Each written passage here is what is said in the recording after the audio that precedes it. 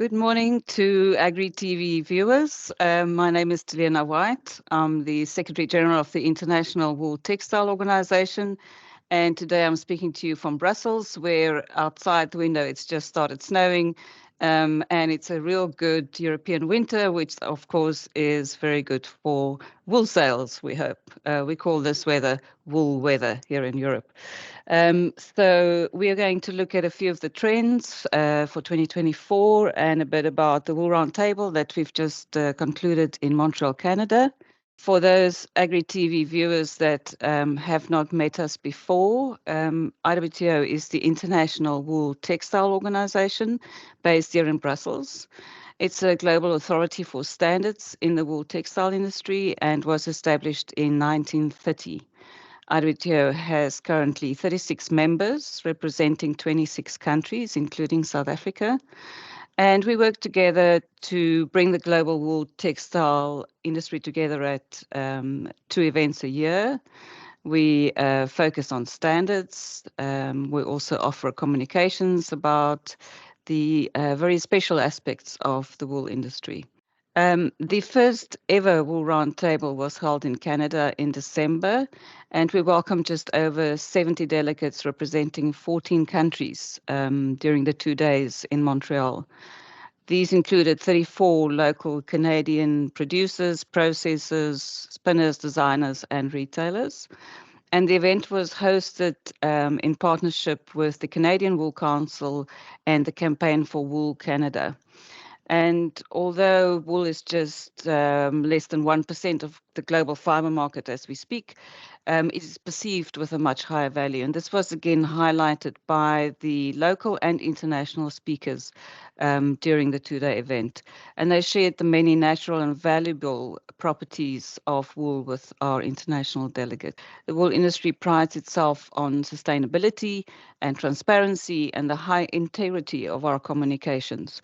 We always base our answers on scientific facts, and that's why these working group meetings on the pre-event day are so important for us.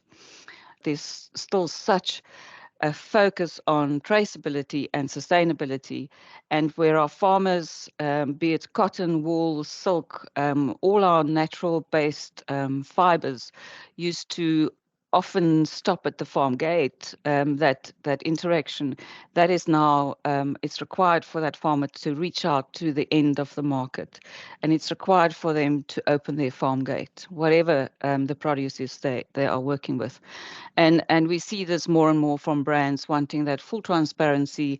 And it is just, for me, it's such a great opportunity for our farmers to really get their voice heard, to really make the front end of the market, which quite frankly 75% of have never set foot on a farm. They don't understand where their fiber or food come from. So it's so important for the farmer's voice to be amplified, and we now have the opportunity answering the questions because they want traceability. We can tell them we have nothing to hide. So that was Canada. It was a really exciting meeting for 2 days, meeting the Canadian industry, a new member of IWTO. And at the end of the event, our president, Klaus Steger, said Canada is an excellent example of how diverse wool businesses and stakeholders can come together to revitalize the industry.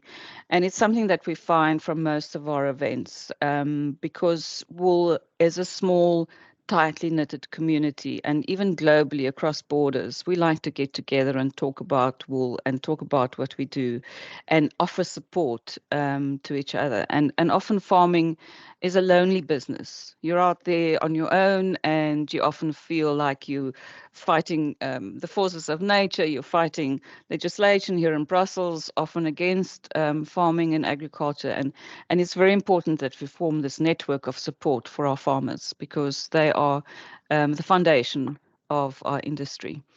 So regarding wool trends, as I said, just back from Heim Textile in Frankfurt, some very positive conversations happening during the fair, and then also some worries. So I came away with a feeling of optimism, but also slight concern on the back of the geopolitical issues we find ourselves in at the moment. So just a quick overview, global sheep numbers have recovered slightly after the recent droughts in the south, and we're back to approximately 1.3 billion sheep globally.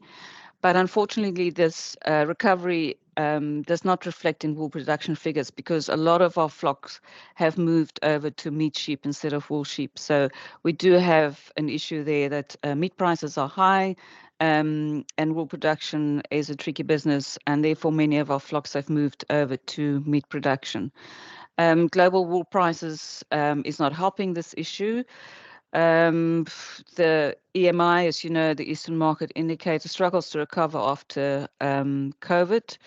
We're not back there yet. We thought we were on the road to recovery, and then the invasion of Ukraine happened here in the European region, which really put a damper on consumer confidence.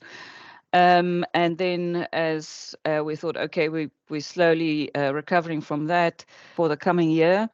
The focus will be on the PEF work, as you know, product environmental footprint work here in the EU, and just working with legislators around understanding the positive impacts of natural fibers and all the positive work that our farmers do on a daily basis on farm. We really need to amplify those messages, and I can only urge the viewers of Agri TV to follow IWTO, follow us on social media. It's an easy way of promoting what we do. It costs you maybe 10 minutes a day to just spread those messages further, to just amplify our voices. We do not have millions of dollars to put into marketing, but we have a very strong, passionate base in the wool industry. And I believe if we all pull together, we can make these messages very clear and reach our end consumer as well, because they need the education as well.